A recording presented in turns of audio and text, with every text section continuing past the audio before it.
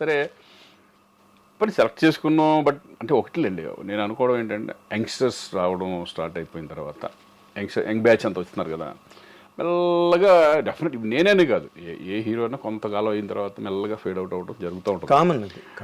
ఒక చిరంజీవి గారికి బాలకృష్ణ గారికి వాళ్ళకి కొన్ని తప్ప అదేంటంటే భయంకరంగా ఇమేజ్ ఉంది కాబట్టి, వాళ్ళకి ఫ్యాన్ ఫాలోయింగ్ భయంకరంగా ఉంది కాబట్టి వాళ్ళు సస్టైన్ డెఫినెట్గా అవుతారు.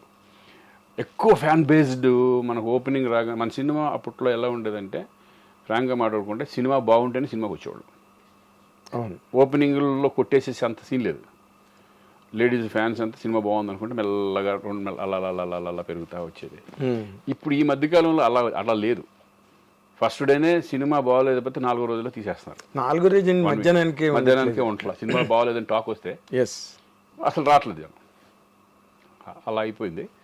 బట్ ఎనీవే నేను ఫస్ట్లో అయితే నేను ఎలా ఇండస్ట్రీలో నిలబడాలి అని అనుకున్నాను, నిలబడతానే ఉన్నా.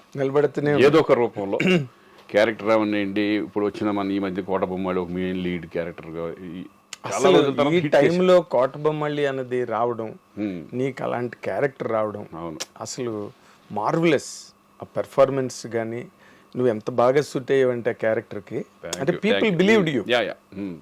ఒక సిన్సియర్ పోలీస్ ఆఫీసర్ అంటే నువ్వు ఇన్నాళ్ళు నిలబెట్టుకున్న ఒక రికార్డ్ ఏదైతే ఉందో, మంచివాడు శ్రీకాంత్, నిజాయితీ గలవాడు, ఫ్రాంక్ అన్న ఇమేజ్ ఉంది చూడు నీకు, అది బాగా ప్లస్ అయింది థియేటర్లో. అది వాసు వాళ్ళు కూడా అదే ఆలోచించారు. ఎందుకంటే ఈ క్యారెక్టర్ ఏంటంటే చాలా చాలా కష్టం ఈ క్యారెక్టర్ చేయడం తెలుగులో. అంటే ఆయన ఒరిజినల్ చూసుంటారు కదా, జోజు ఆ క్యారెక్టర్ చేయడం చాలా కష్టం. అది అతని బాడీ లాంగ్వేజ్ చాలా డిఫరెంట్గా ఉంటుంది. అవును, పర్ఫార్మెన్స్ లెవెల్స్ కూడా చాలా న్యాచురల్గా, చాలా ఇంట్లో పక్కన చేసుకుంటే ఆ టైప్లో ఎమోషన్స్ అలా టచ్ చేస్తాడు. ఫస్ట్ నేను అనుకున్నాను ఆ క్యారెక్టర్ ఎంతవరకు మనం న్యాయం చేయగలం అనుకున్నాను. వాళ్ళు ఏమన్నారంటే ఆ ఫేస్లో సెంటిమెంట్ పండించగలగాలి, ఎమోషన్ ఉండాలి, అన్ని రకాలుగా ఉంటే కనుక న్యాచురల్గా చేసుకుంటూ వెళ్ళిపోవాలి అనే పద్ధతిలో అనుకున్నాం. అతను ఇమిటేట్ చేయడం వాసు నేను డిస్కస్ చేసుకున్నప్పుడు ఏంటంటే మన పద్ధతిలో మనం వెళ్ళిపోదాం. నేను వాళ్ళని ఇమిటేట్ చేసి ఇమిటేట్ ఇప్పుడు యాజ్ ఇట్ ఈజ్ దింపాలంటే ప్రతి సీన్ చేసుకుని చేయాలి. బట్ దీనికి చాలా మార్పులు ఉన్నాయి, బాగా మార్పులు ఉన్నాయి.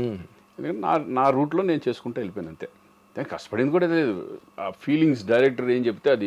అంటే నీకు కష్టపడడానికి ఏముంది, ఇన్ని సినిమాలు చేసి ఇన్ని వేరియేషన్స్ క్యారెక్టర్ అర్థం చేసుకుంటే చాలు అంతే. అది నువ్వు ఎమోషన్స్, క్యారెక్టర్లో ఉన్న ఎమోషన్ అర్థం చేసుకున్నావంటే. అవును, అసలు ఆ లాస్ట్ సీన్ ఉందే, నాకు ఈ ఉద్యోగం కాకి బట్టలు ఇచ్చింది కానీ కుటుంబాన్ని దూరం చేసింది. ఆ డైలాగు నిజంగా అసలు థియేటర్లో క్లాప్స్. ఆ థియేటర్ దగ్గర సీన్స్ బాగా ఎమోషన్ బాగా టచ్ చేస్తుంది. అంటే కామన్ పోలీసు ఎంత స్ట్రగుల్ పడుతున్నాడు నిజంగా. ఒక మామూలు మిడిల్ క్లాస్ లాగానేగా అంతే పోలీస్ అంటే. పెద్ద రేంజ్లో ఉన్నవాళ్ళు దట్ ఈస్ కొంచెం డిఫరెంట్గా ఉంటుంది. ఒక పోలీస్ అనే అతను ఇప్పుడు మనం మిడిల్ క్లాస్ పీపుల్ ఎలా ఉంటారో ఆ టైప్ ఆఫ్ అనుకోవాలి మనం. అంతే, వాళ్ళ స్ట్రగుల్స్ వాళ్ళకు ఉంటాయి. అయ్యో వాళ్ళు మనుషులే కదా. ఇప్పుడు అందులో అక్కడ కనిపించింది అదే, ఒక పోలీస్ ఆఫీసర్ పోలీస్ డిపార్ట్మెంట్ లో ఉన్నవాడు బయటకు వచ్చి అంతమందిని కమెంట్ చేసి భయపెట్టేవాడు. జీవితంలో ఎంత సున్నితమైన అంశాలు మనిషిని చంపేసే కదా ఆఖరిని. కూతురు అన్నమాటకేగా చచ్చిపోయాడు. Believed it people. నువ్వు హ్యాంగ్ చేసుకున్న సీను థియేటర్లో పిన్ డ్రాప్ సైలెన్స్.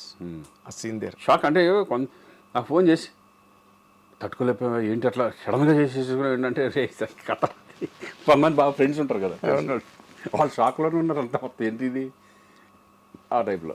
అదేలే, అంటే బేసిక్గా మొత్తం సినిమాలోనే నీ క్యారెక్టర్ కనుక ఏమాత్రం మొన్న కూడా నేను ప్రెస్ మీట్లో అదే చెప్పా. మెయిన్ క్యారెక్టర్ అదే కదా, మెయిన్ క్యారెక్టర్ హీరో. అక్కడ ఏమాత్రం తేడా వచ్చినా క్యారెక్టర్ని ఆడియన్స్ డ్రైవ్ చేసుకుంటూ వెళ్ళలేకపోయారంటే, కనెక్ట్ అవ్వలేదంటే పోయేది సినిమా.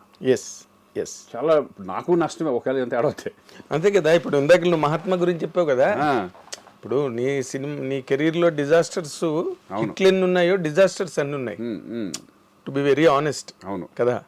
లక్కీగా ఏంటంటే నేను యాక్టర్గా నేను ఎప్పుడు ఫెయిల్ అనుకుంటున్నాను. నేనైతే యాక్టర్గా ఎక్కడ కూడా నాకు మైనస్ అనేది పడలా, దేవుడి దయ వల్ల లక్కీగా. సినిమా పోయినా సినిమా మీద వెళ్ళిపోయేది, కానీ శ్రీకాంత్ బాగా చేయలేదని రాలేదు. శ్రీకాంత్ బాగా చేయలేదు, నీకు 2 కాసాయి. నీ పెర్ఫార్మెన్స్ సినిమాలో నీ క్యారెక్టర్ వరకు ఒకటైతే, ఇండస్ట్రీలో నీ ఒరిజినల్ క్యారెక్టర్ ఏదైతే ఉందో అది కేస్ స్టడీ. తర్వాత ఇప్పుడున్న జనరేషన్ వాళ్ళకి ఎట్లా మూవ్ అవ్వాలి, ఎట్లా మెయింటైన్ చేయాలి రిలేషన్స్, అవన్నీ సినిమా చూసే కాదు, అవి ఇంపార్టెంట్ చాలా ఎందుకంటే ఇండస్ట్రీలో ఓన్లీ సక్సెస్ ఒకటే కాదు, సక్సెస్లు వస్తాయి, ఫెయిల్యూర్స్ వస్తాయి, కానీ మనిషిగా నిలబడాలి. ఎస్, ఒక హ్యూమనిటీ అనేది 100%. నేనే కదా ఇప్పుడు మా పిల్లలు వచ్చినా ఎవరు వచ్చినా సరే వాళ్ళు చూసి మమ్మల్ని చూసి నేర్చుకుంటారు. That's what I'm saying. ఏంటి నాన్న ఏంటి అనేది వాళ్ళు అబ్జర్వ్ చేస్తూ ఉంటారు, మనం చెప్పక్కర్లా. వాళ్ళ బయట వాళ్ళు చెప్పే విధానం కానీ నా గురించి చెప్పే విధానం కానీ, నా గురించి అంటే ఇప్పుడు చిరంజీవి గారు ఎవరు పెద్దోళ్ళు ఉంటారు, మాకు సీనియర్స్ ఉంటారు, వాళ్ళని చూసి నేర్చుకునే మేము చాలా ఉంటాయి కదా. అవును, అలాగే మా పిల్లలు కానీ వీళ్ళు కానీ మనల్ని అబ్జర్వ్ చేస్తే వాళ్ళు పెరిగే విధానం కానీ, వాళ్ళు ఎలా ఉండాలి ఇండస్ట్రీలో, ఎవరితో ఎలా మాట్లాడాలి ఏంటి అనే ఎక్కువ అనవసరమైన జోలికి వెళ్ళొద్దు. అవును, ఇటువంటి అవును, అవసరమైన పట్టించుకోవడానికి టైం సరిపోవట్లేదు. మళ్ళీ అనవసరమైన చూసాక మొన్న అనవసరమైన పట్టించుకుంటేనే ఏది అసోసియేషన్లో అవును అవి కొన్ని ఇంకా